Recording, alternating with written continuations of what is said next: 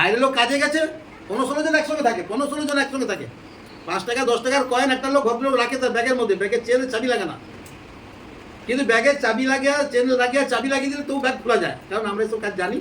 ও bag থাকবে, chain খুলে সব কাজ ফাঁকা হয়ে যাবে। ও তালা লাগানোর কোনো মানে নেই, চেনটা টানলে এরকম করে ধরে ও আর ফাঁকা হয়ে যাবে, ও চাবি লাগানো থাকে। তো তার সমস্ত টাকা বের করে নিচ্ছে, কে বের করছে জানা যায় না। আমাকে একজন ফোন করলো, দাদা ভাই কী হবে? এই ব্যাপার চুরির ব্যাপার, ও করা যাবে না কিছু, ওরা একটু দেখুন না কী হয়। আমি হ্যাঁ দেখো, ওটা তো অশান্তি বাড়বে, ঝড়ঝাটি হবে, ওটা বাদ দিত না। আপনি একটু দেখুন, বলুন, আমি কাউকে বলবো।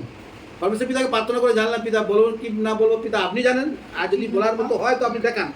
দেখালো একটা কালো করে ছেলে উবু হয়ে বসে খাওয়া দাওয়া করে রোগা, সেই ছেলেটা নিচ্ছে। তো কী করে ধর্ম সে তো মানতে চায়নি, কেউ না বললাম ঠিক আছে প্রার্থনা আমি করে দিচ্ছি। পিতাকে বললাম, পিতা ওর মধ্যে এমন শাস্তি দেন পিতা, ও যেন সবাই যেন বুঝতে পারে যে ওর মধ্যে ভালো দেশে গেলে বুঝতে যেন পারে ওই ছেলেটা চুরি করছে। তো সেও একটা বাড়িয়ে বলে ফেলেছে যে দেখো যে লিচো আমার ঈশ্বরের কাছে প্রার্থনা আমি করছি, আর চোখ না দুটো হাত না ঠ্যাং খোড়া হয়ে যাবে, তাকে ভয় দেখিয়ে দিচ্ছে। আর সকালবেলা ছেলেরা যা সকালে কাজে গেছে, পাথর কাটছিল, পাথর ভেঙে টুকরে গিয়ে চোখের মধ্যে লাগছে, চোখে লাগেনি, চোখের মুখে চোখ কেটে দিয়ে ফুলে টোলা হয়ে গেছে।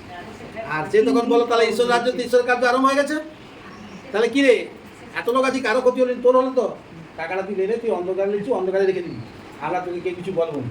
সে ছেলেটা না লেনি অনেক তোর বাইছে, তারপর ভগবান বাড়িতে রুমে এসে বলছে সব খেতে বসে যে লিচু যেখানকার জিনিস সেখানে রেখে দিবি, নাহলে অন্য ফাঁকে লাগ, লজ্জা লাগছে, ভয় লাগছে, আমরা কিছু বলবো না। কিন্তু আজ রাত যদি পেরিয়ে যায়, ঈশ্বরের রাজ্যে ঈশ্বরের শক্তি আরও তার কাজের উপর প্রকট হবে। ও যা বলে দিয়েছে ওরা তারপরে সকাল সে আর কাজে যায়, আর রাত থেকে খাওয়া দাওয়া সব বন্ধ করে দিয়েছে। আমাকে বলে দাদা খাওয়া তো বন্ধ করে দিয়েছে, তা কী করবো তাকে, প্রার্থনা করে জানি না, প্রার্থনা করতে গেলে ও মানবে, টাকা দিবে, তারপর খাবে, একদম চিন্তা করবেন না।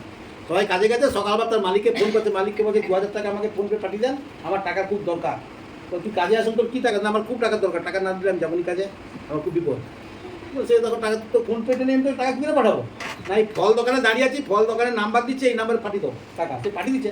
ফল দোকানে বলে আপনারা আমাকে টাকা দিতে পারবেন তুমি পাইবে, এরকমভাবে হালত আছে। তখন কান্নাকাটি করে বা রুমে যায়, তখন সবাই কাজে পিচ্ছে, সবাইকে যে বলছে আমার টাকা সেই কন্ট্রাক্টর পাঠিয়ে দিয়েছিল অন্য লোকের নামে, আমাকে টাকাটা দেয়নি, না টাকা তুই কী করবি? আমি তোমাদের সেই টাকাটা আমি দিচ্ছি। তাহলে তার মুখ থেকে পরমেশ্বর পিতা কীভাবে স্বীকার করা হবে? তাহলে এইরকম ঈশ্বরের কাজ, এইগুলো হচ্ছে পরাক্রম কার্য। সেই জন্য ঈশ্বরের প্রতি যেন সর্বদা আমরা বিশ্বাস রাখি, আর ঈশ্বরের প্রতি যেন সর্বদা প্রার্থনা করতে থাকি। আর যারা দুষ্ট কর্ম আছে, দুষ্ট যারা চলছে, তাদের জন্য সর্বদা প্রার্থনা করতে থাকি, আর তাদের জন্য সুমতি দেয়, তাদের জন্য মধ্যে আলো দেয় পরমেশ্বর পিতা, সেই সর্বদা যেন আমরা এইভাবে প্রার্থনা করতে থাকি। তো আমার আত্মাটা আজকে এতটাই ছিল, পরমেশ্বর পিতাকে ধন্যবাদ, নাম থেকে পরমেশ্বর